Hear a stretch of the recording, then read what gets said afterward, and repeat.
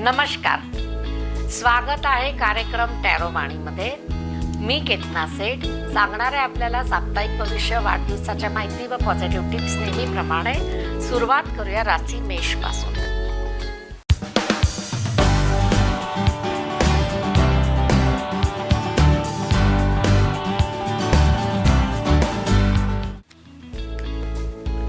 मेष राशीला आपलं काम आता सुरुवातीला बिघडलेलं ते परत क्लीन करायला मिळालेलं आहे.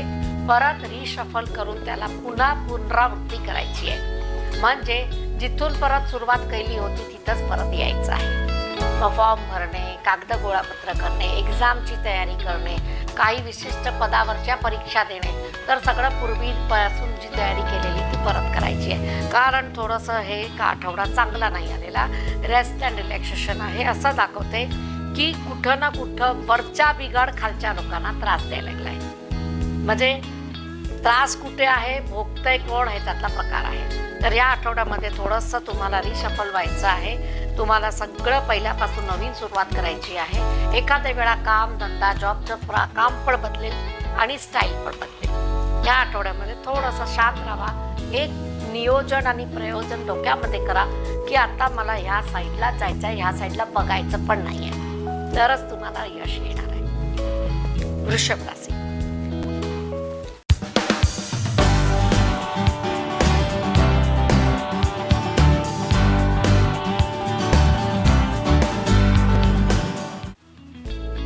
वृषभ राशीला अडकलेले मनी किंवा कर्जासाठी पाहिजेले पैसे हे सगळं उपलब्ध होताना दिसत आहे. जर तुम्ही कुणाला पैसे दिले असेल आणि ते परत देत नसेल तर या आठवड्यात मागितले तर ते पैसे तुम्हाला परत मिळताना दिसत आहे. आणि ती पॉझिटिव्ह गोष्ट आहे की पैसे मिळतील. आणि कार्डमध्ये जस्टिस आलेला आहे. काही लोक तुम्हाला पैसे देण्यासाठी त्रास पण देतील. त्यांची नियतमध्ये खोट आहे तर त्याच्यावरती कोर्ट कचेऱ्या होणार. किती जवळचा नातेवाईक असेल तर तुम्हाला हे करावं लागेल, कारण पर्याय नाही. पैशासाठीच सगळं जग जगत आहे तर तुम्हाला पण हे ॲक्शन घेणं गरजेचं आहे. वृषभ राशीला या आठवड्यामध्ये थोडंसं धाकधुकीचं वातावरण आहे. काही रिलेशनला क्लॅशिश आहे. मिथुन राशी.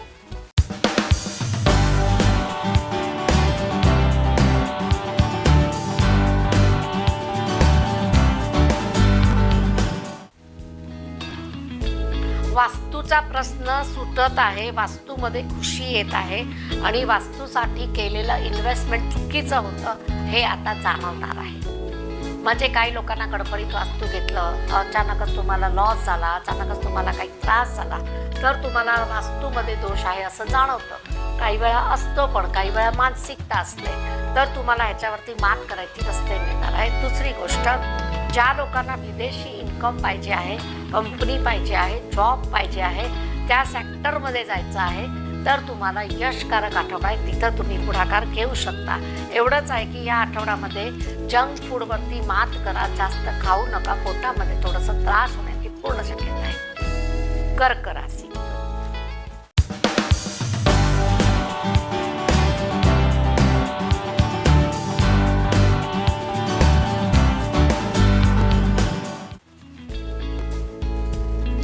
कर्क राशीला आपलं मौल्यवान समय कुठेतरी वेस्ट होत आहे असं दिसत आहे. म्हणजे हे सगळं यंग मुला मुलींसाठी आहे.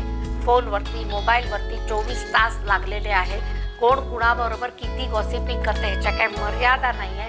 एकदा वेळ गेला की तो परत येणार नाही आहे ह्याची जाणीव नाही आहे. मम्मी पप्पा किचनमधनं ओरडतात, पप्पा ऑफिसमधनं ओरडतात, पण फरक पडत नाही आहे.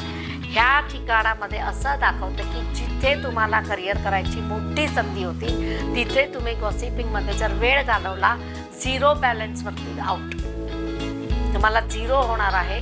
त्यामुळे असला तुम्हाला काही करायचं नाही आहे. या आठवड्यामध्ये तुम्हाला तुमच्याकडून कुणाला त्रास झाला असेल तर ते पहिला सॉल्व करून घ्या.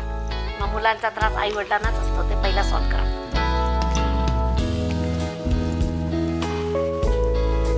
सिंह राशी.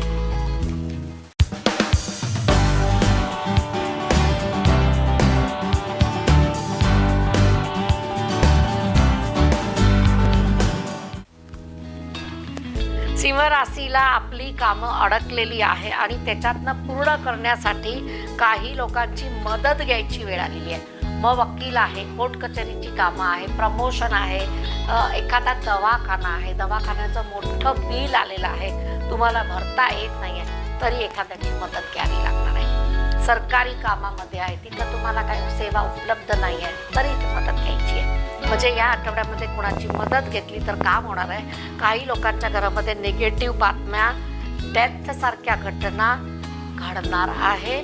थोडंसं सावधानतेचा इशारा आहे.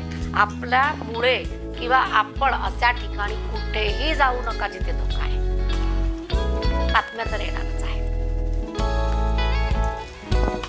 कन्या राशी.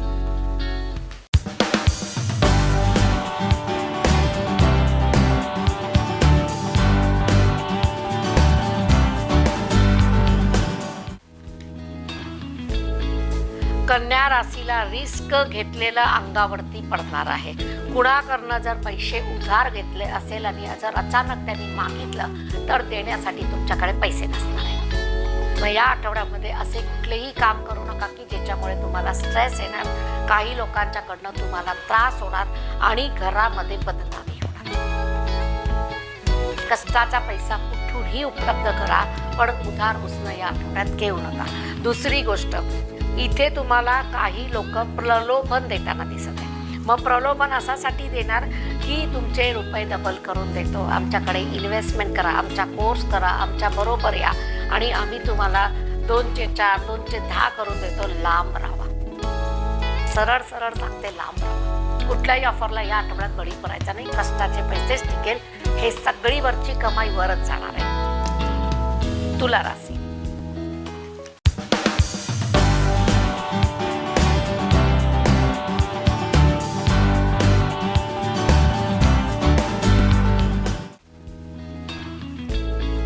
तुला राशीला मात्र आठवडा चांगला आहे. मॅरेज हॅपीनेसचा कार्ड आहे. घरामध्ये शहनाई वाजताना दिसत आहे. काही लोकांकडे गोड गोड बाळ येण्याची चाहूल आहे आणि स्वस्थ सुदृढ बालक घरामध्ये येत आहे आणि स्टार कार्ड आहे. भाग्यवान आठवडा म्हणू शकतो. एखादी लॉटरी घेतली तर लागेल आणि एखादं असं काही गेमिंग असेल तुमच्या मनामध्ये तर खेळला तर तुम्हाला पैसे मिळू शकतात. दुसरी गोष्ट, महत्त्वाचे डिसिजन ज्या आठवड्यामध्ये घ्यायचे होते ते घेता आले नाही तर या आठवड्यामध्ये महत्त्वाचे डिसिजन घ्या. योग्य निर्णय योग्य वेळी घेतला जाईल. धनुराशी.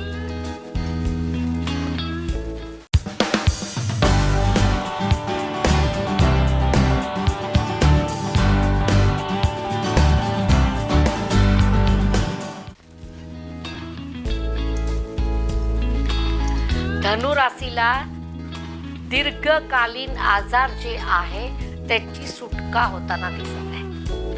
मग एखाद वेळा तुम्ही प्राणायाम केला, काही उपाययोजना केली, आयुर्वेदिक घेतलं, होमिओपॅथी घेतला, पण लॉंग टाईम काय औषध चालू असेल तर ते आता तुम्हाला लागू पडून त्याच्यातनं तुम्हाला रिझल्ट पॉझिटिव्ह यायला लागलेले आहे. काही लोकांचे स्वप्नपूर्तीचा आठवडा आहे जे झाकलेला आहे. तुम्हाला माहीत नाही आहे पण हे माझं स्वप्न आहे, पण ते अचानक समोर येणार. काही लोकांना ॲडमिशन, खेळामध्ये प्रावीण्य, कलामध्ये सक्सेस किंवा गाण्याची कॉम्पिटिशनमध्ये पार्ट घेणे, फिरायला जाणे. एकदम ओके आठवडा आहे. स्वतःची काळजी घ्या आणि फिरायला जाऊ शकता. मकर राशी.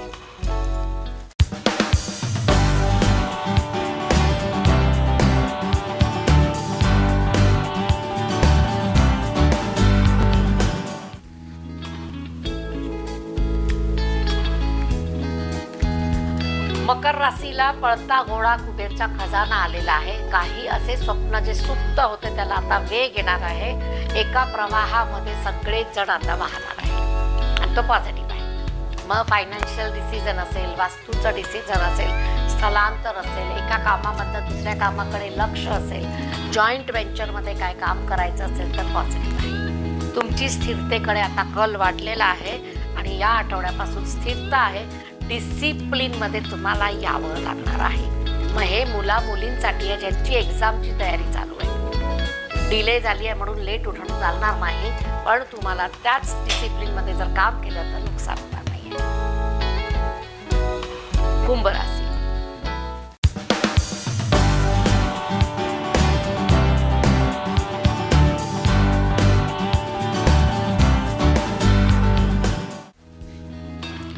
कुंभ राशीला हर्मिट कार्ड आहे. हर्मिट कार्ड जेव्हा जेव्हा येते एक सुप्त असं कार्ड आहे की ज्याच्यामध्ये दिशादर्शक कार्ड आहे.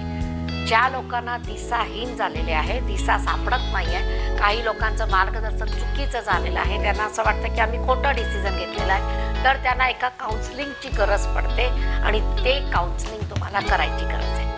मग आईचं असेल, मुलाचं असेल, बाबाचं असेल, नवरा बायकोचं असेल, कुठल्याही रिलेशनचं काउन्सिलिंग करू शकता. दुसरी गोष्ट, बंधनमुक्त होण्याची काही लोकांना वेळ आहे. नाही, बंधनमुक्त कसाचं झालं? काही मुलांना आईला वडिलापासून दूर जायचं आहे, त्यांच्या स्ट्रिक्टनेस आवडत नाही आहे, त्यांना असं वाटतं करिअरसाठी अडवळ येतात. काही मुलींना असं वाटते की आम्हाला बाहेरगावी जाऊ देत नाही कारण आम्ही अडचणीत येणार, त्यांचे विचार निगेटिव्ह आहे आणि आम्हाला काही करायला मिळत नाही आहे. काही हजबंड वाईफचे रिलेशन डॅमेजिंगला आहे.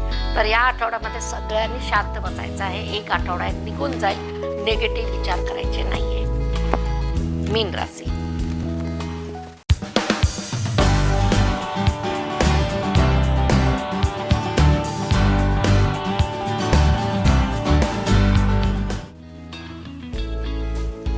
मीन राशीला सॉरी कार्ड आलेला आहे, वर्ल्ड कार्ड आलेला आहे.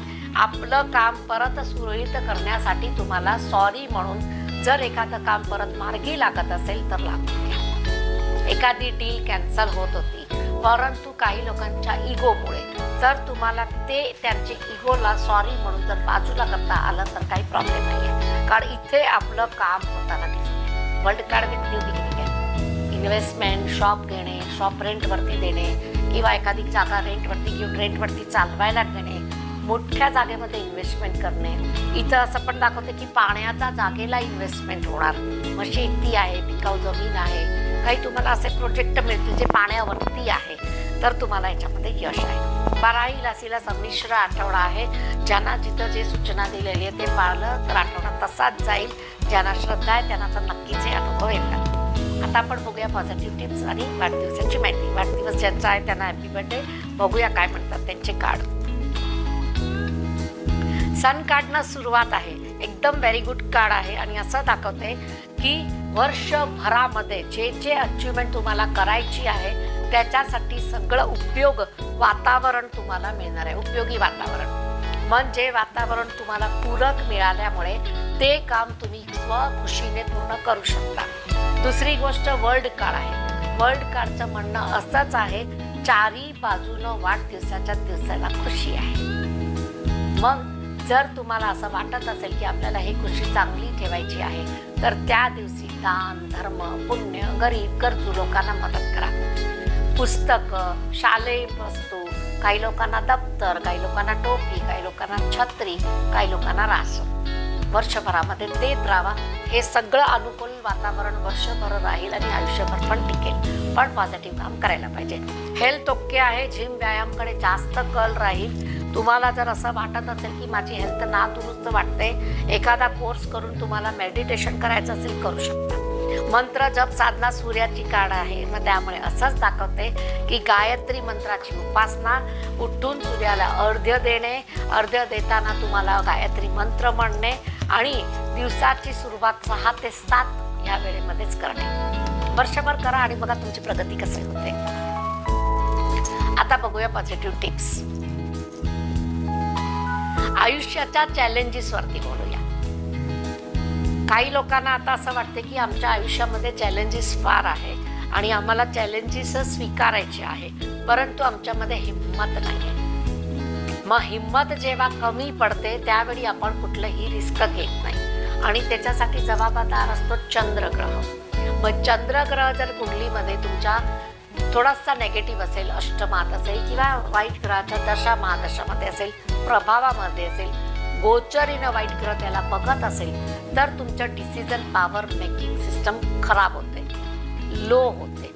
मग हे काय कायमस्वरूपी राहणार का? ह्याच्यावरती मात आपण करू शकत नाही का? करू शकतो. कसं? तुम्हाला पहिला तर मनापासून ठरवायचं आहे की मला चॅलेंजेस ॲक्सेप्ट करायचे आहे. जेव्हा तुम्ही रिस्क घ्यायला तयार होता त्याच वेळी ते ग्रह ऑटोमॅटिकली पॉझिटिव्ह व्हायला सुरुवात होते. तुम्ही बघा, आपल्या आई वडिलांनी किती आयुष्यामध्ये रिस्क घेतलेल्या, त्याच्यानंतर एक स्टेजपर्यंत ते पोहोचले जे आपल्याला आता 10 रिस्क घेऊन पण शक्य नाही आहे. त्यांनी जे वास्तू बनवले, वास्तूमध्ये इन्व्हेस्टमेंट केली, सोनं बनवलं, जागा बनवली, प्रॉपर्टी बनवली, तेवढं आता तर शक्य आहे का? एक तळं सोनं घेऊ शकत नाही. तर हे जे रिस्क फॅक्टर होतं त्यांच्यामध्ये, तर त्यांनी काय करत होते? पहिली गोष्ट, खूप शांत आणि स्वच्छ ते लोक बजेट बनवत होते की या बजेटमध्ये एवढंच घ्यायचं. नो डाऊट त्यावेळी स्वस्ताई होती, पण त्यांच्यासाठी ते नॉर्मल होतं, ते त्यांच्यासाठी महागाईच होती, कारण त्यांना तेवढेच पैसे मिळायचे. त्यामुळे त्यांनी काय केलं, प्लॅनिंग करून रिस्क घेतल्या. मग हे जेव्हा रिस्क असते ते आपण आपल्यासाठी तर घेऊ शकतो.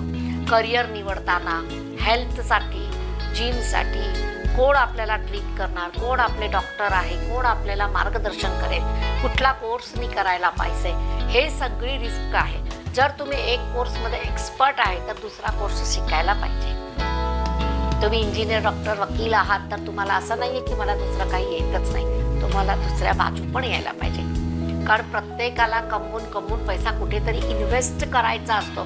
मग ते इन्व्हेस्टमेंटचे प्लॅटफॉर्मची माहिती तुम्हाला पाहिजे आणि ती रिस्क आहे. जेव्हा तुम्ही थोडे पैसे इन्व्हेस्ट करता ती रिस्कवरती करता, पण काही लोकांना लक फॅक्टर काम करतो, पॉझिटिव्ह टिप्स मिळतात, त्यामुळे तुम्ही इन्व्हेस्टमेंट करू शकता.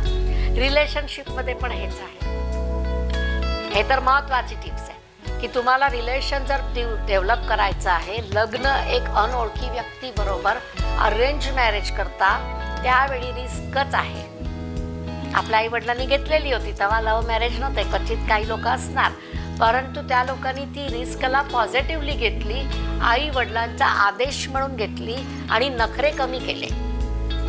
त्यावेळी त्यांची डिमांड जास्त नव्हती, जे नवरा आणेल मिळवेल त्याच्यात ते लोक समाधानी होते. तेव्हा तर 1 मुलं नाही, 2 मुलं नाही, 11 मुलं व्हायची. मग त्यावेळी जे पेशन्स त्यांच्यामध्ये होते, सहनशक्ती जी होती ती आपल्यामध्ये आता नाही आहे. तेवढा डेव्हलप करायची वेळ आहे. मुलं आणि मुलींनी तुमचे जे स्वप्न आहे ते आता हाय लेवलचे असणार आहे, त्याला हाय क्वालिटीचे पैसे लागणार आहे. छोट्या पैशामध्ये ते स्वप्न पूर्ण होत नाही आहे, परंतु पेशन्स आणि काही आयडियाज जर तुम्ही फॉलो केल्या तर हे सगळं शक्य आहे. मग लाईफचे रिलेशन जर रिस्कवरती आले असेल, टिकायची इच्छा नसेल, तोडायची इच्छा झाली असेल, तर तुम्ही नवीन लोकांबरोबर रिस्क घ्यायला तर निघालेलाच आहात की मला ह्याच्यापेक्षा चांगलं पार्टनर मिळेल, ह्याच्यापेक्षा चांगली बायको मिळेल, फ्रेंड मिळेल. मग हे रिस्क आहे आणि रिस्क तुम्ही खुशीनं घ्यायला लागलाय. मग एक रिस्क उलटी पण घ्या ना, की जे आहे त्याला सुधारायचा प्रयत्न करा. चांगला तुम्ही पण वागा, त्यांना पण वागायला सांगा.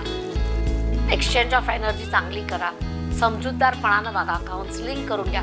कारण अनोळखी माणसाबरोबर प्रेम प्रकरण करून जर रिस्क घेऊन परत नवीन लग्न करायची इच्छा झाली असेल, तुम्हाला वाटेल मी लयच चांगलं काम करायला लागले आणि ह्याच्यातनं सुटते, पण लक्षात ठेवा दुसरं बंधन लई मोठं बंधन आहे. पास्ट लाईफ घेऊन जेव्हा तुम्ही एखाद्या न्यू रिलेशनमध्ये येता, टोमणे तयार आहे तुमच्यासाठी पास्ट लाईफचे, मुलं आणि मुलीला. मग हे रिस्कवरती असे काही रिलेशन घ्यायचे नाही. बाकी बिझनेसमध्ये, कामामध्ये, स्टडीमध्ये सगळ्या ठिकाणी रिस्क आहे. मग रिलेशनशिपची रिस्क तुम्हाला जर वाटत असेल, काउन्सिलिंग करून घ्यायला हरकत नाही. तिसरी आणि महत्त्वाची गोष्ट, पैशाची रिस्क. खिशामध्ये आपल्याला 10 रुपये आहे, 1000 रुपये आहे किंवा लाख रुपये आहे, तर आपण रिस्क जास्तीत जास्त त्याच्या दुप्पट घेऊ शकतो किंवा तिप्पट घेऊ शकतो. परंतु 10 पट, 15 पट, कोटीची, 50 लाखाची जर तुम्ही रिस्क घेतली, हे बॅरेबलच नाही आहे. मग सगळ्याकडे पैसे मागत फिरा, माझं कर्ज झालं हे फेडा, माझं हे देणं झालं फेडा, माझं बँकेचे हप्ते फेडा.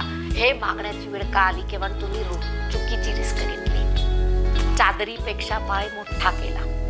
मग हे पण करायचं नाही आहे. रिस्क जमेल तेवढीच घ्यायची आहे.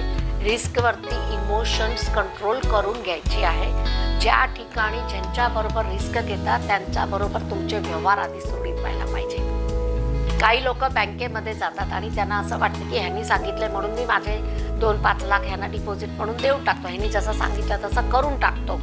परंतु ते रिस्कवरती तुम्ही त्यांच्यावरती रिस्क घेता, पण नंतर तुम्हाला 1-2 वर्षांना कळते की माझी रिस्क चुकीची होती. त्यांनी त्यांचा बिझनेस केला, त्यांचं कमिशन त्यांना मिळालं, तुमचं काय होणं ते त्यांना माहीत नव्हतं. थोडंफार असेल तरी पण ते तुम्हाला जे ड्रॉबॅक आहे ते सांगणार नाही. कुठेही असे एकदम नुसतं एक्झाम्पल होतं, पण असं कुठेही होऊ शकतं. त्यामुळे सतत रिस्क कुठे घेतोय त्याची काळजी घ्या, शहानिशा करा आणि मग रिस्क घ्या. कार्ड्सचं म्हणणं असंच असते कधी पण की तुम्ही तुमच्या आयुष्यात जेव्हा स्थिर होणार असाल तेव्हा तुमचे मन, माइंड, सोल आणि आत्मा जे आपण म्हणतो त्याला स्थिरतेकडे ठेवा. लोकांना दाखवायसाठी महागडे फोन, इन्व्हेस्टमेंट, गाडी, स्कूटर हे सगळ्याची गरज नाही. हेल्थ असेल तर वेल्थ आहे. हेल्थमध्ये तुम्ही अख्खो दिवस म्हणजे कायमस्वरूपी दवाखान्यात असता, औषध उपचार चालू आहे आणि तुम्ही मर्सिडीज घेऊन फिरता. चुकीचं आहे. पहिला हेल्थ ओके करा, मर्सिडीज नसेल चालेल. मग हे रिस्क कशी घ्यायची, कुठे घ्यायची, का घ्यायची, कितपट घ्यायची हे थोडक्यात समजवलं. जर असं काही तुम्हाला आणखी मार्गदर्शन एका टॉपिकवर पाहिजे असेल आपण करूया.